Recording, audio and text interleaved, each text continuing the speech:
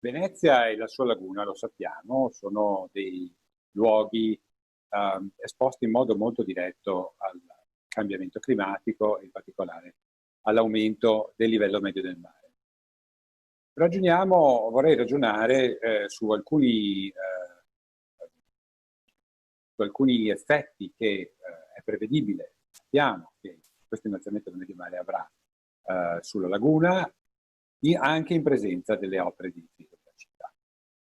Per visualizzare questi effetti è interessante considerare un'illustrazione, questa è il canaletto che rappresenta le sue scene utilizzando dei metodi che permettono di preservare la geometria della scena, e quindi possiamo utilizzare le figure come hanno fatto colleghi in precedenza per documentare l'innalzamento del medio mare in tempi storici e utilizzare queste figure per visualizzare che cosa accada, per esempio, in corrispondenza del 4 novembre del 66 in piazza, e questo sarebbe il livello che si è realizzato in corrispondenza del 4 novembre, circa 110 cm. E questo stesso evento, al tempo della realizzazione del quadro nel 1750, avrebbe indotto un livello molto basso.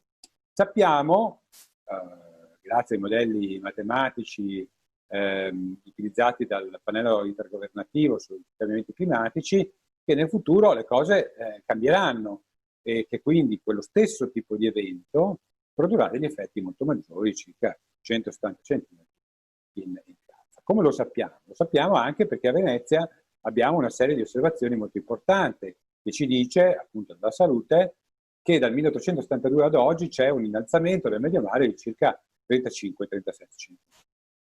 Quindi con questi dati noi possiamo scindere il contributo al livello, del livello marino al livello marino osservato in qualsiasi momento, quel pallino rosso, in un contributo dovuto al medio mare, la curva rossa che rappresenta il medio mare che cambia nel tempo, e il contributo dovuto alla marea astronomica e alla marea meteorologica, che è quella freccia rossa. Usando questa informazione e cambiando il medio mare sulla base delle osservazioni, eccola qua la linea nera che riporta la stessa linea rossa di prima, o proiezioni, la linea rossa che proviene dai modelli della IPCC per questa zona del Mediterraneo antistante Venezia, vediamo che appunto il medio mare si alzerà, secondo queste proiezioni, di poco meno di 50 cm entro il 2100, possiamo usare questa informazione per capire che cosa accadrà alla città. Per ragionare, facciamo riferimento, per ragionare su questi impatti, facciamo riferimento alla quota di 120 cm rispetto alla quota zero di Punta della Salute. A questa quota poco meno del 30% dell'area calpestabile della città viene allagata. Possiamo quindi ragionare su quante volte questa quota venga superata a causa della marea astronomica più la marea meteorologica. Nel 2050, secondo la proiezione che vi ho citato, questi allagamenti a quote superiori a 120 cm saranno più di 9 giorni l'anno. Al 2100 già saremo a 170 giorni l'anno. Ovviamente, assumendo la realizzazione del MOSE, questi allagamenti dovranno essere invece 0 giorni l'anno, perché il MOSE entra in funzione a 110 cm. Quindi questo evidenzia come sia fondamentale ultimare il MOSE il prima possibile e proteggere la città da queste acque alte più o meno estreme. È chiaro che però ci sono degli effetti collaterali che vanno valutati, conosciamo e che possiamo valutare nel futuro.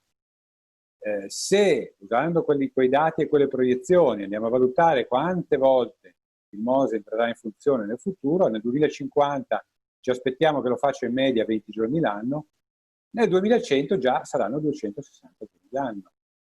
E quindi dobbiamo chiederci quanto compatibili siano queste chiusure con una vita normale della città e del suo sistema lagunare, che ha bisogno di un scambio con il rialto. Quindi questo ci dice già che l'innalzamento del medio mare sarà tale per cui non potrà continuare la vita della città e della sua laguna, non potranno continuare come le conosciamo nel passato. è un dato di fatto col quale dobbiamo fare i conti. Se poi consideriamo gli allagamenti minori, diciamo, ma comunque significativi, che si realizzano a quota maggiore di 90 centimetri, vediamo che al 2050 questi saranno già, si verificheranno già per 125 giorni l'anno. Alla fine del secolo arriveremo sostanzialmente a un allagamento di questo genere, minore, tra virgolette, ma per quasi ogni giorno dell'anno. Quindi sappiamo che la vita a Venezia non potrà continuare uguale a se stessa, come non potrà continuare la dinamica lagunare come l'abbiamo conosciuta nel corso degli anni recenti. Mose è senz'altro l'unica attuale possibile difesa da qualche estreme, ma dovremo presto interrogarci, dobbiamo già adesso interrogarci su cosa fare dopo il Mose. Sappiamo che ci sono voluti almeno 50 anni per prendere una decisione sulla chiusura della laguna, abbiamo meno di 50 anni per decidere di cosa fare dopo il Mose, quando il livello del mare sarà tale da imporre misure più drastiche, e quindi dobbiamo rapidamente ragionare intorno a soluzioni più radicali per permettere alla città di continuare la sua vita assieme al suo ambiente.